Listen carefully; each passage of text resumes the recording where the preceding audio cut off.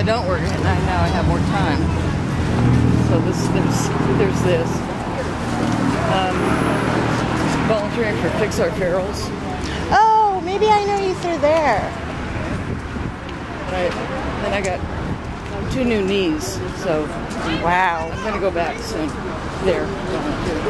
Fix Our Ferals, where are they at? They opened a clinic in Richmond. They did? On San Pablo between Barrett and McDonald. Wow, cool. They opened a clinic in last July, a year ago July. And so what do you do there? Volunteers do a whole variety of things, but what I was doing was making sure the cats were recovering. This is in the afternoon. Oh, yeah. Surgery, making sure they were recovering yeah. okay. And then when people that brought them came to pick them up, going over what happened to them and how to take care of them for a certain period of time to make sure there's no infections, etc. And then sometimes the vet would find other problems. Yeah. Too. That is so cool. But I like things like that. It's like there's a problem. Here's the simple answer. It is a simple answer. I mean, just like this is. I mean, don't want violence. Yeah, all of us feel that way. Right. Get the picture. There's a lot more of us that don't want violence than do. Yeah, I wish more people would stand up. Exactly. There's the whole thing with the gun and the NRA and the gun lobby. I mean, yeah. Yeah, that's one thing I really admire Dianne Feinstein for, because she'll go up against the NRA, and most of them are really afraid to. When they first started talking about it after that last big shooting at the school, there was all of this momentum, and then you could just see the senators and the congressmen just peeling away because of the pressure. It's terrible. It's terrible. It is terrible. Because there are a lot more of us, and the NRA, I don't know, they're really good at organizing and they're good at getting dues. They really do have a lot of money. Yeah, I mean. But there's no reason they should have more money than we do. I mean, like if we all gave $10, we'd be up there. Yeah. We'd be up there. It showed the NRA building, which is this huge monstrosity, many floors. Really? I had no idea. What is this, That's kind of spooky. Yeah, there's that sort of dedication to it. I mean, like freedom and patriotism, and they're fine. It's fine for them to have guns, as far as I'm concerned. And for self-defense or for hunting or something like that, I'm against both. But okay, that's fine. That is their right. But this automatic weapons thing, that's crazy. It's crazy. And, in other countries, they just don't understand. Yeah. It's just like with our health care. It's like, it's just sort of incomprehensible. Yeah. Why would the richest and most powerful country on earth let their citizens, and have their citizens just kind of shoot each other and then not have health care when they go to the hospital? Yeah, no, it's crazy. Yeah, it just doesn't make sense. We're not progressive. We're actually backwards that way. Good health, good education. Yes, that's the education. That's what makes you a great nation. And then they're cutting, during the funding things, the things that they cut are food stamps, things like that, not the military. I mean, literally, they'll cut food stamps and kids' programs. And I've never understood that. When times get tough, they'll cut education, and I'm like, look, you know what? These kids are going to they're going to run the country, and they're going to take care of us when we're old. Plus, they have to help us save the world. It's logic that seems to escape a certain percentage of people. It's only logical. Seriously, the world is in danger, and the kids are going to have to help us do it, because we didn't do it alone. They're going to have to help us do it. When we know more, we have to tell them what we know. Not cut the education so that we can't tell them what they know. We know. I mean, it's very sad. Kids are so smart these days, too. And they give me hope. The kids give me hope. It must have been really cool teaching citizenship. Yeah, I was going to say that for, I don't even know how long, might have been as long as 5 years, the adult school budget within California was, well, it was cut because it was the responsibility for spending money was given totally to the school districts. In the past, the adult school money was separate, and so there was funding cut to the K-12 schools. So they just took the adult school money to the K-12 schools. But we're educating the kids' parents. Right. You know. Right. And in West Contra Costa, the ESL program is the largest. There's other things that are taught, but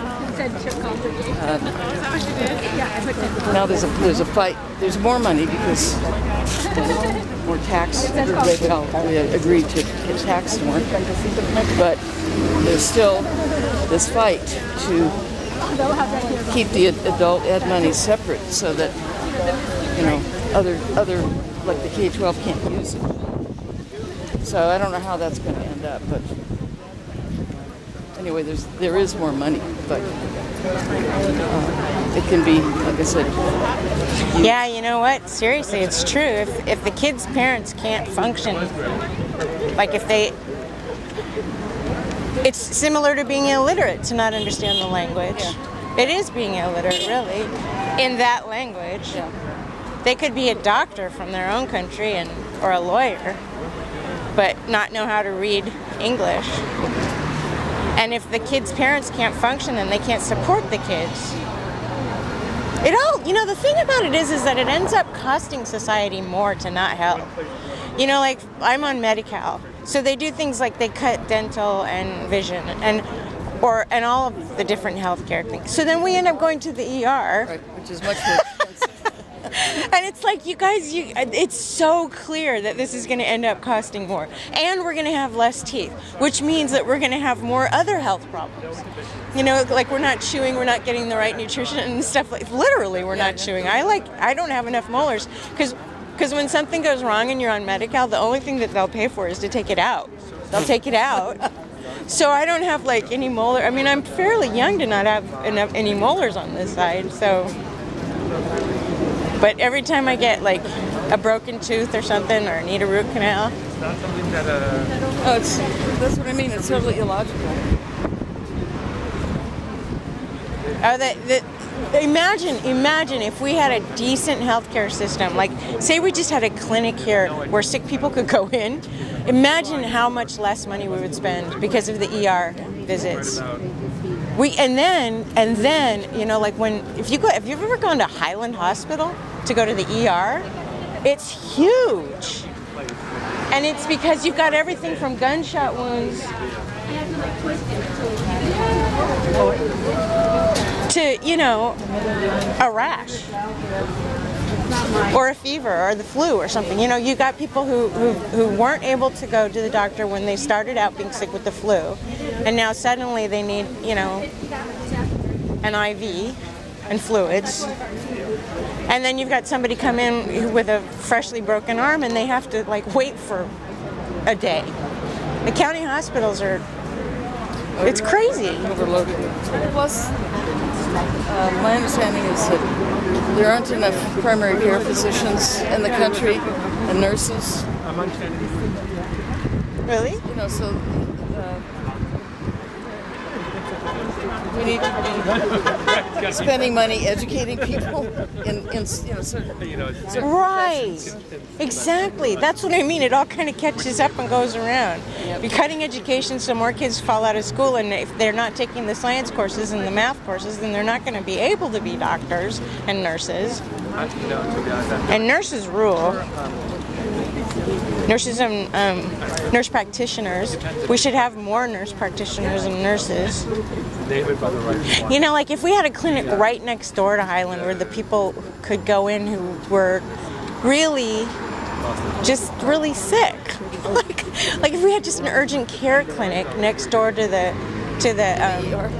ER. Imagine how much money we'd save. Even if it was free, I bet we'd save money. Yeah, it's the illogic, like I said, it's more than I could stand at times. So when you taught citizenship, what was that like? Well, it was fascinating. People from many countries, and people who've been here for years and finally decided to apply for citizenship, and people that have been here for a much shorter time. But the language, the lack of English was basically the major problem for many people, because you have to go through an oral interview process. And if you don't, and you have to be able to, understand the questions that you're being asked, and then give the right answers. And you have to memorize information about American history and government. And if you don't understand English, or you can't answer correctly in English, even if you might know the information, then it's very, very difficult. That's a really cool store. Have you ever been in there? No. It's cool. They've got tons of Qurans and stuff like that. It's all mostly Islamic stuff. And really nice people run it. And it's just like a really cool way to learn about a different culture. They're very, very nice there. Have you ever read the Quran? Have I read it? No. It's beautiful. Like if you go online and you just Google the Quran, and then you just read like the names of the books, they're so poetic. It's such a poetic language. Rumi used to teach. Did you know that? I mean, he was not in an ashram, but the thing that everybody gets all upset about now, where they teach Islam in like a school for Islam. That's what Rumi used to teach. And then teach about the Quran. Yes, teach about Islam. At least I think so. That's how I remember it. My memory sometimes goes. Do you like Rumi?